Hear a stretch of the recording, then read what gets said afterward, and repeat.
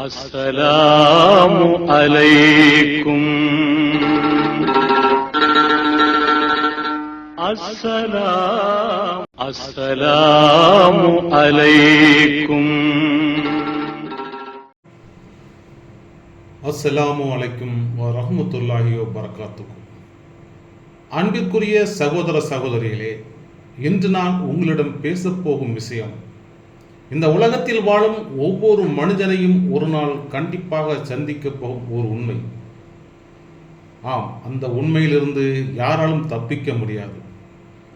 மன்னர்களாலும் முடியவில்லை, கோடீஸ்வரர்களாலும் முடியவில்லை, உலக புகழ் பெற்றவர்களாலும் முடியவில்லை, நம்மாலும் முடியாது.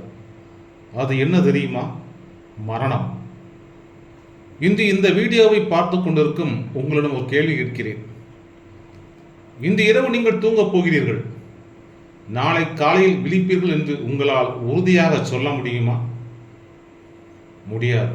அது யாராலும் முடியாது. நேற்று வரை சிரித்து பேசிக் கொண்டிருந்த எத்தனை பேருடைய ஜனாசா தொழுகையை இன்று நாம் தொழுதிருக்கிறோம். நேற்று வரை குடும்பத்துடன் மகிழ்ச்சியாக இருந்த ஒருவர் இன்று ஒரு வெள்ளை துணியில் சுற்றப்பட்டு கஃபருக்குள் இறக்கப்பட்டிருக்கிறார். அவருக்கும் நாளைக்கு நிறைய திட்டங்கள் இருந்திருக்கும். மகனின் திருமணத்தை நடத்த வேண்டும் என நினைத்திருப்பார், மகளின் படிப்பை முடிக்க வேண்டும் என்று ஆசைப்பட்டிருப்பார், இன்னும் ஒரு வீடு கட்ட வேண்டும் என்று திட்டமிட்டிருப்பார், இன்னும் கொஞ்சம் பணம் சேர்க்க வேண்டும் என்று முளைத்திருப்பார்.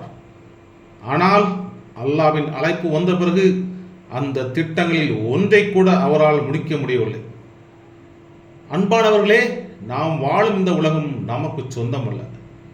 நாம் இங்கே நிரந்தரமாக இருக்கவும் வரவில்லை. ஒரு பயணி சாலையோர விடுதியில் ஒரு இரவு தங்கிவிட்டு காலையில் தனது பயணத்தை தொடர்வதைப் போலதான் நமது உலக வாழ்க்கையும்.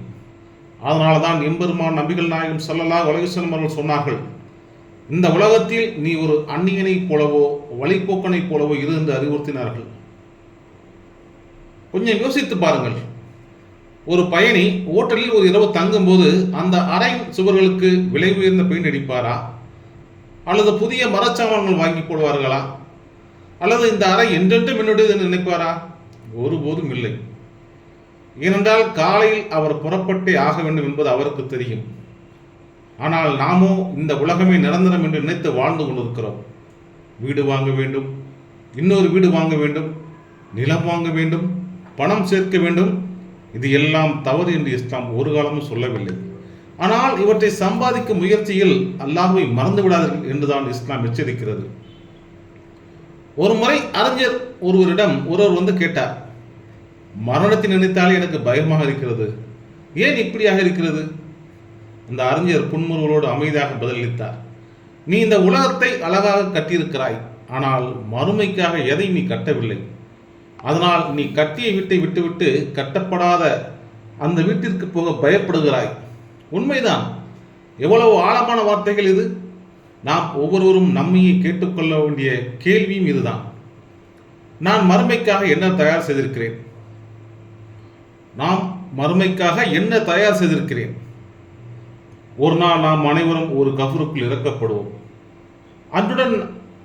அன்று நம்முடன் வரப்போவது யார்? நமது மனைவி கஃபரின் வாசல் வரை வருவார்.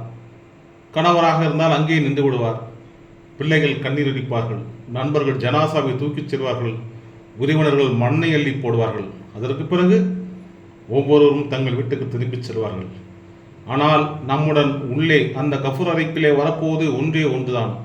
அது நாம் செய்யக்கூடிய நல்ல அமல்கள் மட்டுமே.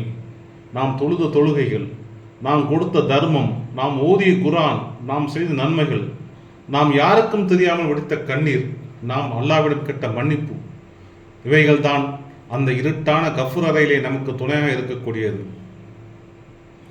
அதனால்தான் அல்லாஹ் குர்ஆனில் இந்த உலக வாழ்க்கையை ஒரு விளையாட்டாகவும் ஒரு தற்காலிக அலங்காரமாகவும் நினைவூட்டுகிறான்.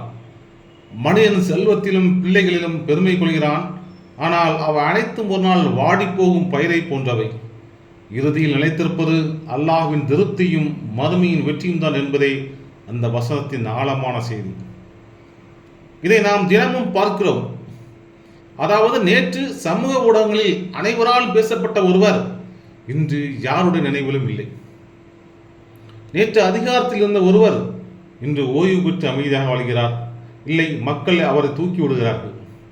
நேற்று கோடிக்கணக்கான மக்கள் கைத்தட்டிய நடிகர் இன்று ஒரு மருத்துவமனை அறையில் தனிமையில் சிகிச்சை பெற்றுக் கொண்டிருக்கலாம். உலக புகழ், உலக செல்வம், உலக அதிகாரம் இவை அனைத்துமே ஒரு நிழல் போன்றதுதான். நிழலை பிடிக்க ஓடுபவன் ஒருபோதும் அதை பிடிக்க முடியாது.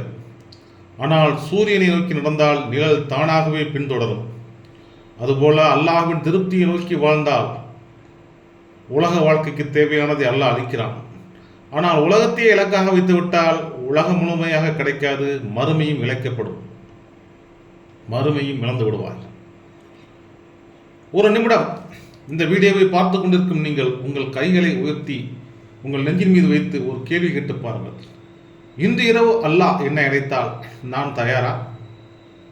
இந்த கேள்விக்கு உங்கள் எண்ணம், இந்த கேள்விக்கு உங்கள் இதயம் என்ன பதில் சொல்கிறது? உண்மைதான் அன்பான சகோதர சகோதரிகளே, இந்த கேள்வியை நாம் ஒவ்வொருவரும் நமக்குள் கேட்டுக்கொள்வோம்.